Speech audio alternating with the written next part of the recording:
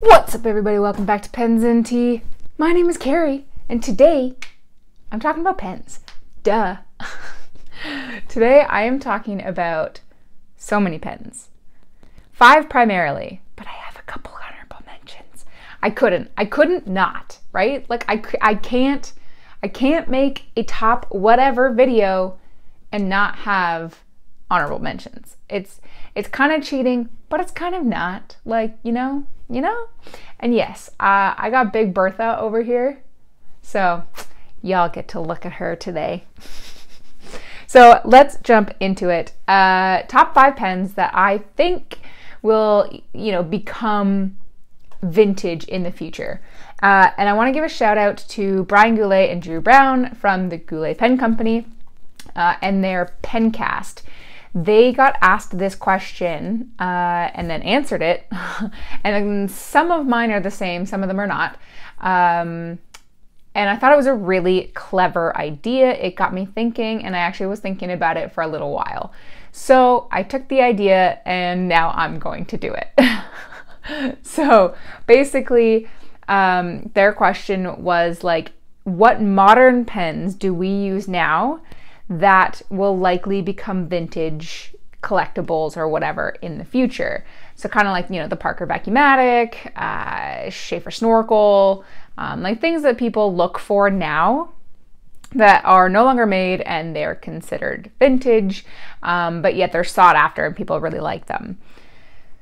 And for modern pens, they're all still in production, some of them longer than others.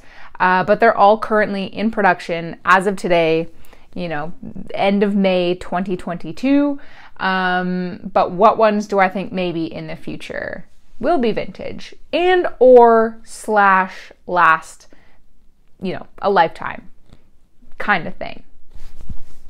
A little bit broad, but I do that on purpose. So I chose a list of 5, but they're not in like any specific order. I don't think one is better than the other. I mean, I own all of them, so that is a thing. So I'm just gonna start basically. The first one that I will talk about is the Pilot Custom Heritage 823. I own 2. So I own the amber version with a medium nib, and I own a fine version in the smoke finish. Both of these are readily available in all of North America, certainly Europe and in Asia as well. There is also a clear demonstrator version, but I do not own that. I just own these 2. This one I've had for like a billion years. This one I think only 2. Every pen I talk about, by the way, I do have full reviews of. Some I even have multiple of, depending on versions, revisiting it, that kind of thing. So if you want to see like super details about every pen, just check out my channel. They're all there. I think the 823 will become classic, become vintage because it's already a sought after pen. It's one of Pilot's flagship pens, which I think really most pens, there are certainly, and I'm not an expert on the vintage market. I am purposefully staying far away from the vintage market because I just don't need to go down another rabbit hole. But I think most of the pens that I'm familiar with that are the super sought after were considered the flagship pens back in the day. So that I think is part of the reason why the 823 will do that. Another reason I think it will is because there aren't many vacuum filling pens that are easy to clean, which this is. It's certainly easier to clean than a bladder fill, which is what most of the vintage pens are today, at least. Makes sense for why it was back in the day, but we have the technology. It's gold nib pen, writes super well, very reliable. Like, this is an everyday pen. These are all kind of expensive, not super expensive. well, I mean, some of them are. One of them is. But it just happened that way. I didn't plan it. Maybe I'll put a caveat, asterisk, that these all have gold nibs. I'll make a video of the same topic, but only choose steel nibs in the future. Who knows? Let me know in the comment section down below if you'd be interested in that. But I think, you know, it's certainly not offensive to look at. So it's not like it is a product of a certain time. You know, so like ones that are like rainbow colors, or like, you know, my bourbon pen here from Benu. While I love this thing, I don't see people wanting to collect this like 50, 60, 80 years from now, because it's super flashy and frankly obnoxious. I love it, but I can't see this becoming that, you know what I mean? Whereas like this is not offensive, and it fits well in the majority of people's hands. You know, big nib, nice writing experience, hits lots of ink. Like it just checks a lot of boxes. I'm a little bit biased in that this is one of my favorite pens, so I will put that out there. But I really do think that the custom A23 will be a vintagey pen at some point in the future. I mean, even the definition of what is a vintage pen is a broad thing. So my next one is probably one that's been around the longest, I think. I don't know specific dates about when these pens specifically started being made, but it's been around for a long time. I own 3 of them. One is black, one is blue, and one is brown. And you may already know what I'm about to show you. The Wolverine claw of the Lamy 2000s. So the black Macrolon arguably is already considered a classic, but it's not vintage because it's still being made, first of all. And I think it's in and around the 50s or the 40s or 50s, something like that this started being made. So it's not vintage yet. If Lamy ever stops making it, which to be honest would surprise me. I mean, I'm assuming, like, who knows? But if they ever did, I think this would become vintage for sure. It would be very easy to find because there's a ton of them. But there's a reason why it's been around for so long. And I think the reason why this will be similar to the A23 in that it's super classic looking, nothing obtrusive, nothing offensive. I mean, even their special editions, the, you know, brown and blue, even they're pretty subdued. You know, it's like a dark wash jean, blue jean, and brown. So it's certainly nothing too crazy. It is unlike all of the other pens. The next one, it sort of cheats the system a little. Unlike all the other pens, this is a snap cap. That sounds so satisfying. So really easy access. Much smaller nib. This is a hooded nib, which supposedly helps to keep it wetter while you write. I've never really had an issue with any of my pens drying out while I'm writing, so I don't know how, you know, true that goes. But it's very easy to clean. I have done a super in-depth video on how to clean it. It's a piston fill that holds a pretty large amount of ink. So, you know, certainly really easy to only have one pen on you. So smooth. The Macrolon on this pen, I love it. It really responds well in your hand. It feels really nice. It warms up to your touch. If you do have slightly oily hands, then this is actually a good one for you, especially if you hold it a little farther back, because it actually absorbs some of your hand oils. So that makes it less slippery. Now, if you do hold it on the aluminum part here and you hold it like super close, then you might have issues with it slipping. I have not experienced that. I know that there are a few people who do say their hand slips, but if you hold it slightly farther back, I don't think that will be an issue for you. It posts really nicely if that's your thing. It's just an all-around amazing, amazing, amazing pen. And much like the 823, you can take it anywhere, and it's just a go-to solid performer. So the next one that isn't a snap cap or a screw top, so it kind of cheats the system. I don't have specifically the pen I'm going to be talking about, but it is sort of, and that is the Visconti Homo Sapiens. So I have the Midnight in Florence version, but I think the one that would become vintage is just their basic lava resin.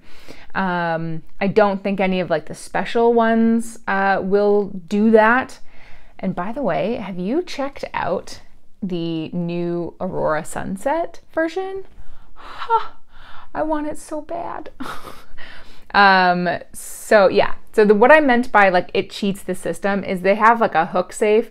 So you just give it a teeny tiny, like the smallest little twist, and it opens, and it is so satisfying. If you have like ADHD or anxiety or whatever, where you've got to like have a stimming thing, something to fidget with, this is it.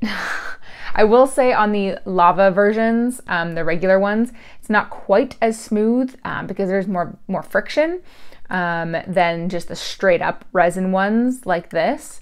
And man, Visconti is cranking out the special editions these days. But anywho's, so it's not quite as satisfying, but yeah, this is just the most satisfying. I can just sit here forever playing with the bounce. All right, I gotta stop. It is also a vacuum fill pen, but what it does have that the Pilot does not is this one in particular has a double reservoir. So what that means is if you want to, you just basically open up the back of the pen a little bit so that you can let some of the ink flow down, and then you can actually screw it shut. So it does cut off the bulk of the ink, but there's a little bit in the end that we'll still be able to use through there. So that helps some people who don't like the look of it hanging open while you're writing. It doesn't really bother me, to be honest, but some people it does, so it gives them that second option. And it also means that you can open it up, dump the rest of that back into the main body, close it up again, and much like the 823, it closes off the nib and feed from the entire body of ink. For some people who fly in planes that get nervous with having a fountain pen, it means that you shouldn't have any burping or anything like that. Never happened to me. I've only ever flown with my pens once though, so not super duper into that knowledge. They write really well. I will say there are some QC issues that I've heard about with the Visconti nibs, but that is primarily with their palladium nibs. Now this pen in particular is a palladium nib, but they have gone back to their gold nibs, which I think is a very smart move.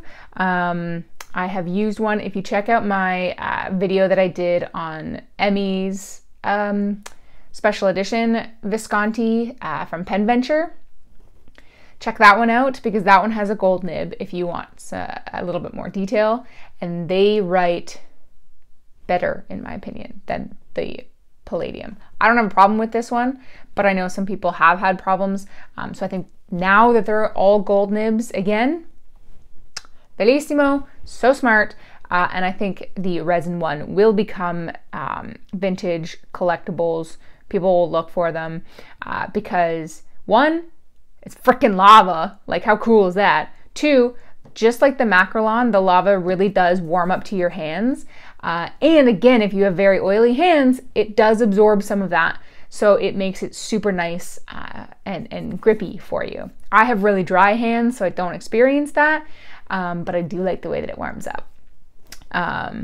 It is a bigger pen. I like that, but it's not heavy. And I don't think that there's a ton of pens out there that fit both categories, that are physically larger, but aren't heavy.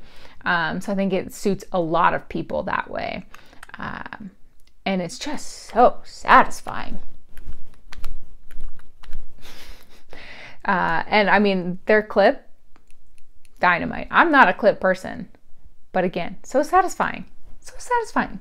This, however, does come with a price tag. Their regular lava versions, not so much. Well, okay, yes, much. They're still expensive, just not in comparison to something like this. So the regular lava version is what I think will become a collectible slash vintage fountain pen.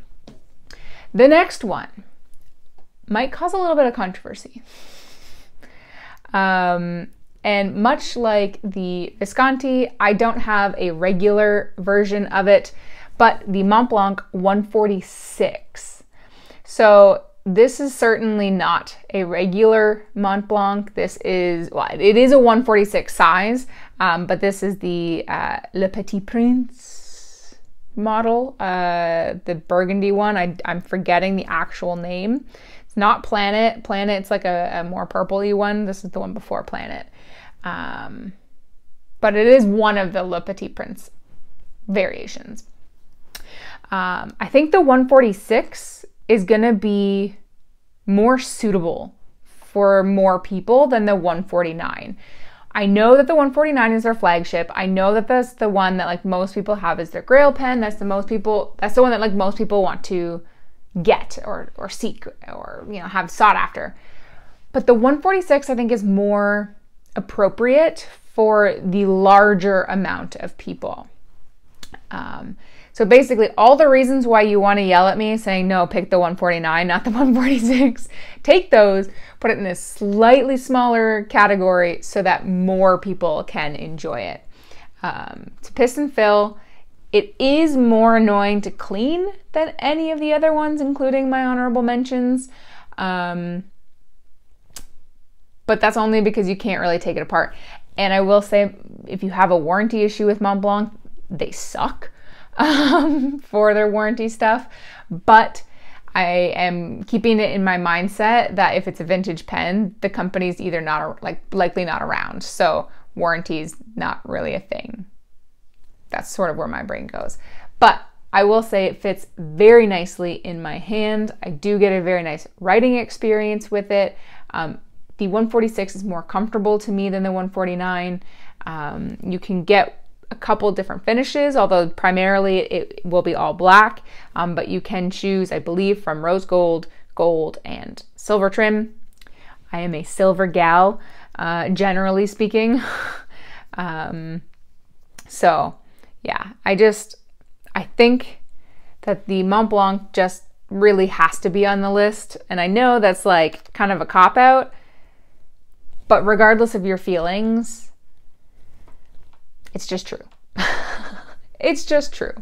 And then the final pen that I put in the top 5, I don't actually have on me. I've actually lent it out to a friend, but I've done a ton of videos on them, and actually some recently. So do check out actually just looking even, I think at 2 videos ago, I posted between Sailor, or is it 1 video ago? 1 video ago? 1 or 2 videos ago, Sailor versus Platinum nibs, because I chose the Platinum 3776. Don't yell at me. I chose that because there's nothing else like it. These things write very uniquely. It is a Japanese nib, and I know most people prefer Sailor over Platinum because it is a little bit of a smoother experience, specifically with their fines, certainly with their extra fines. I've never used their ultra extra fine, so I can't speak for that. I have no desire to, because it's going to be scratchy as heck. But with the finer nibs, I think Sailor is more, broad strokes. More people tend to like it. But I think that there's a time and a place for the Platinum, and I don't think that they get enough credit. I really like the way that it feels. It feels like you're using a graphite pencil. That's really the best way that I can explain that, like a super sharp graphite pencil, because it isn't scratchy. It's not like the tines are misaligned, but you do get feedback and you do get some resistance when you're writing. The caveat to that is I do recommend you use smoother paper, just because if you have textured paper, game over. She don't feel good. But I really, really like it. And it is probably the pen I've had in my collection for the longest time. I do not always have it inked up because I do have to want that experience, but no other pen gets me there. None. Can you tell that I'm passionate about this pen? I don't think it's the best pen in the world. I really don't. Like I said, it's not even one that I use all the time, but there's just nothing like it. You know what I mean? Like, all of these other pens are lovely and I don't want to get rid of them. I'm gonna keep them probably forever. And I also think that they're gonna go vintage, but there's just something that the classic Platinum 3776 has that no other pen does. And some people won't like it, certainly. But I think it's gonna maintain that niche, and people are going to search for it. Now, there's a kabillion different kinds of them now. So I don't know specifically which one I think will become vintage, like which color, which one, whatever. But the pen in and of itself, I think, will certainly get there. Okay, this video is way longer than I was expecting it to be. So I'm going to talk about my two honorable mentions at the same time. They're both piston fill. They're both beautiful. They're both gold nibs again, and I think now that I continue down this list, I think I'm gonna do it again at some point in the future with specifically steel nibs. Just because I didn't even realize, if I'm being brutally honest, I did not realize that these are all gold nibs. But my two honorable mentions that I just couldn't not talk about, but yet somehow didn't make my 5. And I should have just said 7, because I do think that these will become. Anywho, the Aurora Optima and the Pelikan this is the M800. And that's why I didn't put it in my top 5, because I can't decide whether it's the 4, 6, or 8 that will become like the most popular. I personally like the 8 the best. The 4 is too small. The 6 is sort of on the fence. I really like the 8. I've never owned or really used the M1000. I've used it for like 5 seconds at a pen show. Somebody let me like write a sentence with it, but I've never had time to sit and get comfortable with it. But I really like the M800, and I love the Optima. I mean, I own 3 of them. I used to own like way more, but I just decided to pare it down to 3 because it was just too much. It was too much awesome. So I also added these. I do think that these will also become vintage pens. They both serve a time and a place, but I just, because there's so many of these and I couldn't decide between, 4, 6, 8, that is why this is in the honorable mention. Maybe let me know which one you think between the 4, 6, or 8, which one would make it. But that's why it's in the honorable mention. The Optima I put in an honorable mention only because it is a little flashier than all of the rest. This one wasn't all the way screwed down. And even the other ones, like there's a yellow that I had, a green that I had, another blue that I had. For the most part, like I would say like 90% of what the Optimas offer are all really flashy. And I don't really think that flash translates to vintage. Now, I could be wrong, because what becomes vintage in 50, 60, 80 years from now might all be flash. Who knows? But as of right now, my only basis that I can go on is what is vintage now. So that's sort of where my mind went with that and why it is not in the 5 that I chose, but an honorable mention. Okay. Holy smokes, this is a long video. Okay, so let me know in the comment section down below what you would put in your 5. You don't have to give me all 5 if you can't think about it, but 1 or 2. Definitely let me know your Pelican, M4, 6, whatever number you want. Let me know which one you specifically think, because I can't decide. I was just like, it was ping-ponging around in my brain, and I was like, I can't, it's too much. So that's why it's in the honorable. Hit the like button if you like this video. Hit the subscribe if you want to see more every Monday and Friday and the occasional rando on Tuesdays. Check out the Patreon in the link below if you want to help support me and what I do here. And my goodness, if you're still here, like pushing 26 minutes, you are the reason I make these videos. And as always, I'll see you next time. Bye.